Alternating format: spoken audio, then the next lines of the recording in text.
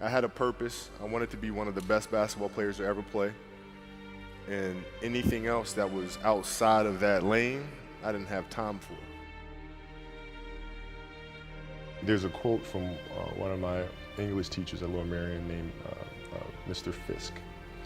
He had a great quote that said, "Rest at the end, not in the middle." And that's something I always live by. You know, I'm not going to rest. I'm going to keep on pushing now. There are a lot of answers that I don't have, even questions that I don't have. But I'm just going to keep going. I'm just going to keep going, and I'll figure these things out as we go, right? And you just continue to build that way. So I try to live by that all the time. At what age did that goal become crystal clear? I made that deal with myself at 13 years old. At 13 years old? 13 years old. That's the you deal were I made. crystal clear about it? Crystal clear. And where did inspiration come from? The love of the game.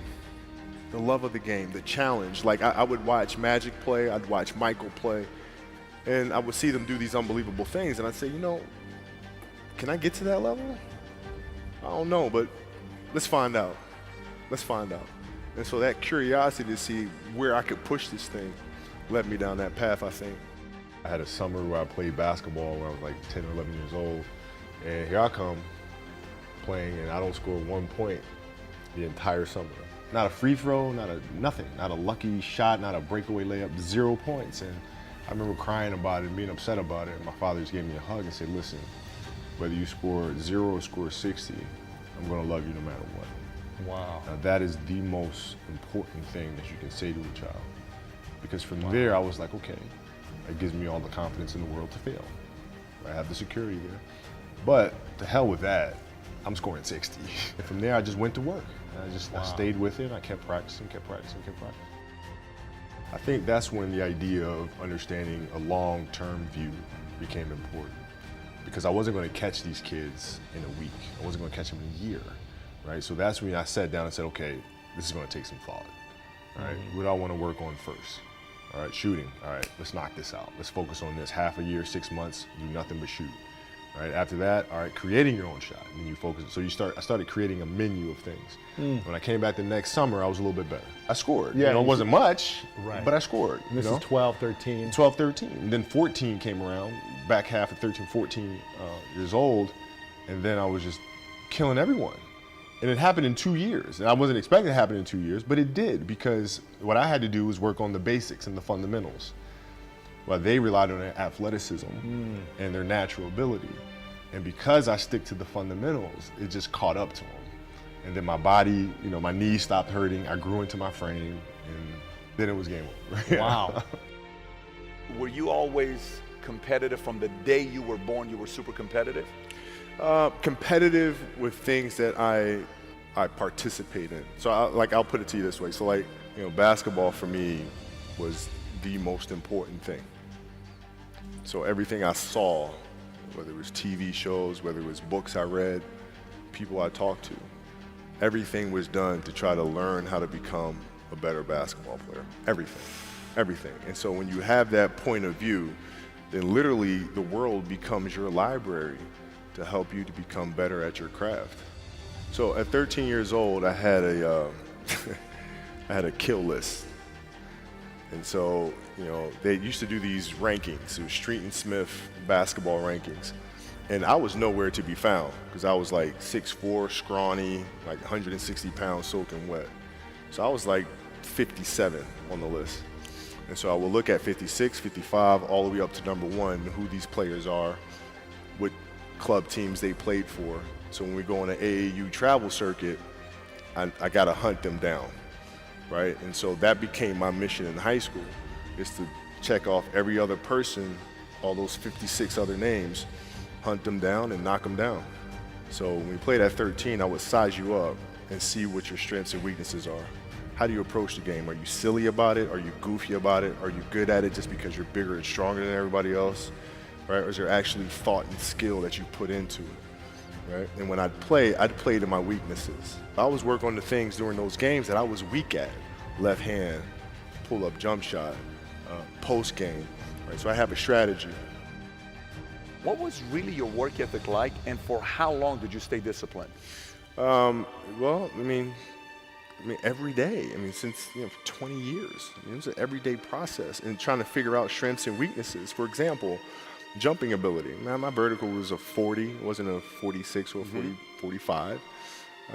My hands are big, but they're not massive, right? So you got to figure out ways to strengthen them so your hands are strong enough to be able to palm a ball and do the things that you need to do. Quickness, I was quick, but not insanely quick.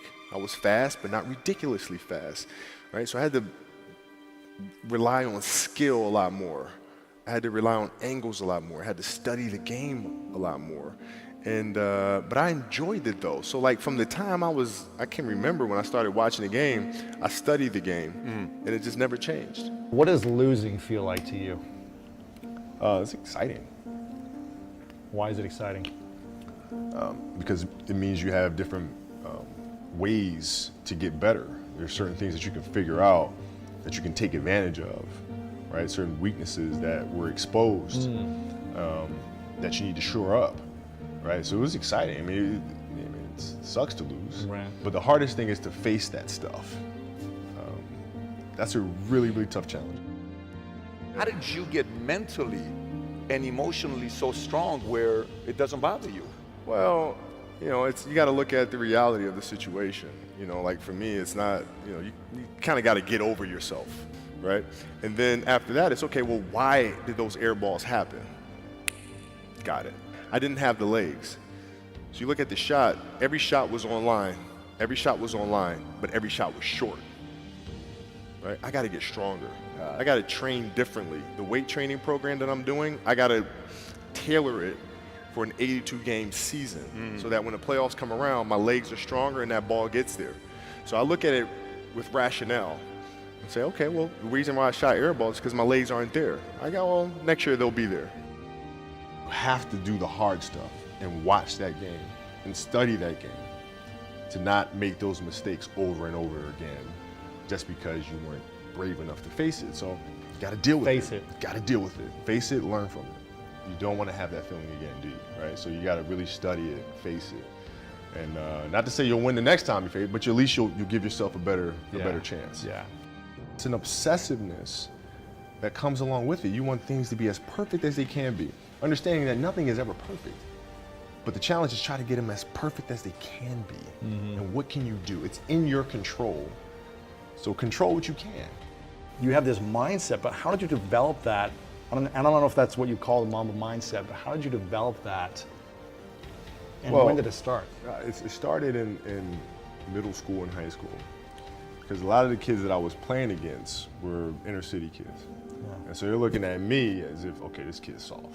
They felt like they could try to be physical or try to intimidate me and do all this other stuff, which they couldn't, right? But now I'm saying, okay, well, you're trying to attack me. How am I going to attack you? How can I mentally figure out ways to break you down? How can I show you that, no, I have the edge, right? And so that's when it first started for me, is figuring out how to get the upper hand on an opponent that way. And what would you do to mentally break people down then? One of the things I would do is, while everybody would be at the cafeteria, work, eating and doing all sort of stuff, I'd just go back to the gym. And so that was my way of showing them, I may be from the suburbs, but you're not going to outwork me. Wow. Like I see a lot of players take vacations with other players that are close friends. And we'll just take vacations just to take vacations, or just hang out just to hang out. Like I never did that. But it was a Why not choice. though? Why didn't you do that? Well, because when I retire, I didn't want to have to say, I wish I would have done more. I don't want that. I played games with the flu. I played games with 102-degree fever, man. We had a game against Toronto in 2000, and Vince was tearing the league up. My back was jacked. So I would be in the layup line like, okay, there's a lot of days where you can rest and recover. Today ain't one of them. Your back can bother you any other day. That ain't bothering me today. He gonna have to see me today. You're playing against the Golden State Warriors. Score is 107-109. You guys are close to getting into the playoffs. You know exactly what happens in the game. You go up, you're about to take your shot, and then all of a sudden, boom, Achilles happens, right? Friend of mine, Nima, he is here just to listen to. He played ball. And he told me, he says, Patrick, I don't think you understand. He says, when I tore my Achilles in high school, he says, 4 friends of mine dragged me to my hospital. I was crying from there straight to the hospital. He says, I have no clue how the hell this guy did it. He went and hit the free throws, and then you walked off the stage. How the hell do you tolerate that kind of pain? You know, I use this. I tell this example, and I think this is the best way to explain it. You know, you have a hamstring injury, you pull your hamstring really, really badly, you can barely walk, right? Let alone play anything. You're at home, all of a sudden a fire breaks out in the home, right? Your kids are upstairs, you know, wife is wherever she may be, you know, going down. I'm willing to bet that you're gonna forget about your hamstring, you're gonna sprint upstairs, you're gonna grab your kids, you'll make sure your wife's good, you're getting out of that house. And the reason is because the lives of your family are more important than the injury of your hamstring. And so when the game is more important than the injury itself, you don't feel that injury. Not at that time. Went in the trainer's room, my kids are in there, and you know, they're looking at you and stuff, and I'm looking at them, and I'm like, you know, it's all right, Dad's gonna be all right. It'll be fine, it'll be all right, it'll be all right, it'll be all right. As a parent, you gotta set the example. You gotta set the example. This is another obstacle. This obstacle cannot define me, it's not gonna cripple me, it's not gonna be responsible for me stepping away for the game that I love. I'm gonna step away on my own terms. And that's when the decision was made that, you know what, I'm doing it. You gotta lead by example. As parents, you gotta lead by example. If you want your kids to do whatever it is they want to accomplish in life, you have to show them. You gotta show them. The definition of greatness is to inspire the people next to you. I think that's what greatness is or should be. It's not something that lives and dies with one person. It's how can you inspire a person to then in turn inspire another person, that then inspires another person.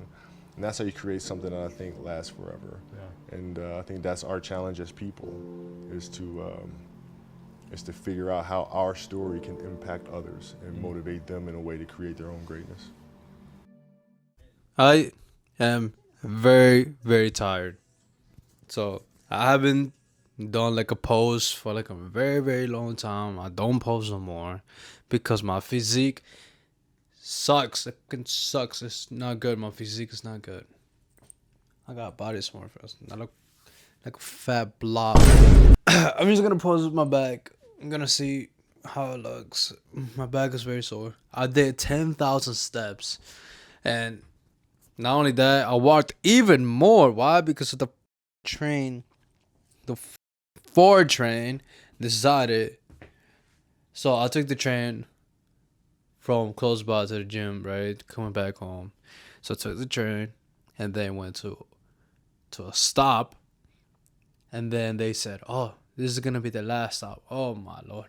I had to transfer to the other Ford train across the platform and then wait for another 6 minutes to wait for the other Ford train. And then I take the Ford train. It starts to go slow. It goes to one stop. It goes to one last stop of my, you know, where I need to get off here at home on my station.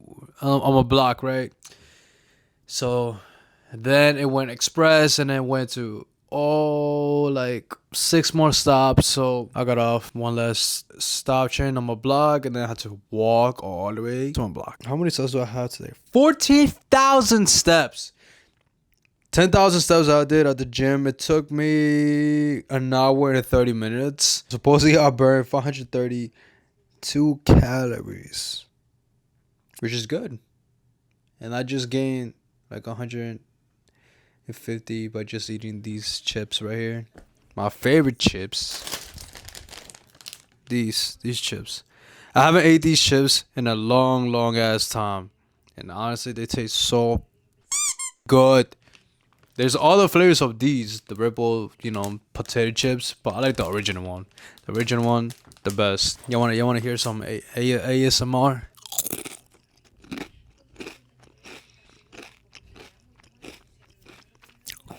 I don't think that's loud enough, but I ate like 30 chips, which is like 150 calories. I believe so.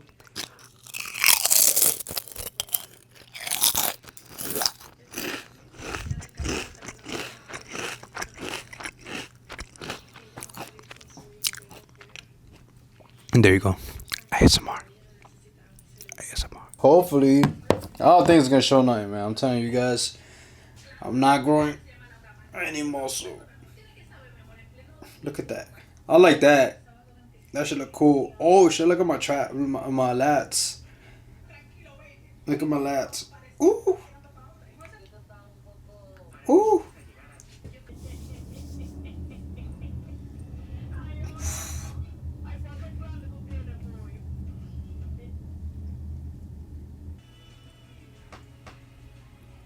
I think that's a good pose right there.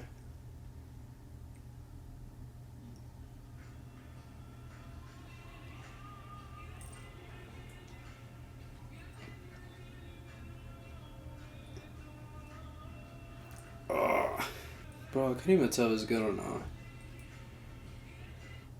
I need more muscle. I need more muscle. Fuck me.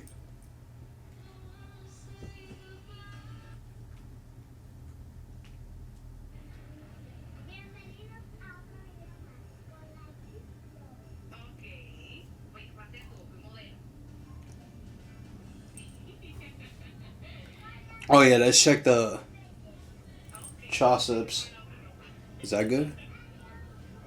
Is those triceps good? I don't think they're not. They're not good. My triceps, yo, look at that.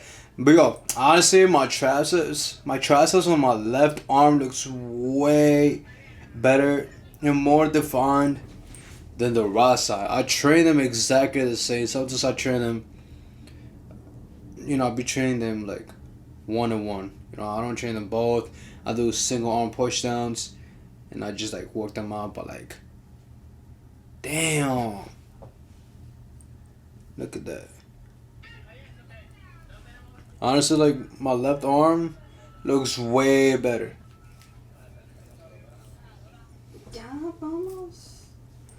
Yeah, I don't have anything. Ah, my back. Estoy soporto. Parece que está empujando mucho.